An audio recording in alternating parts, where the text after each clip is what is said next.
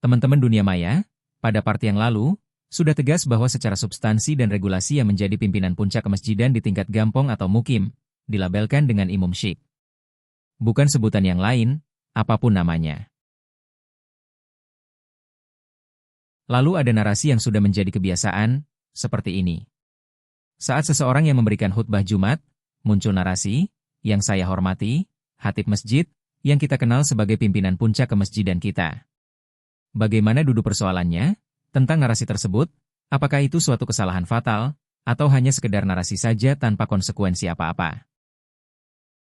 Jawaban sederhananya adalah, narasi yang muncul itu adalah kebiasaan, yang terus dipelihara tanpa melihat substansinya yang konkret. Ketika orang-orang yang notabene alim, menarasikan itu, seakan-akan itu suatu kebenaran. Padahal secara substansi dan regulasi, kesalahan yang fatal. Jika setuju, mari kita biasakan menarasikan sesuatu sesuai yang sebenarnya. Itulah yang disebut dengan orang alim atau mengetahui tentang sebutan pimpinan masjid sesuai substansinya.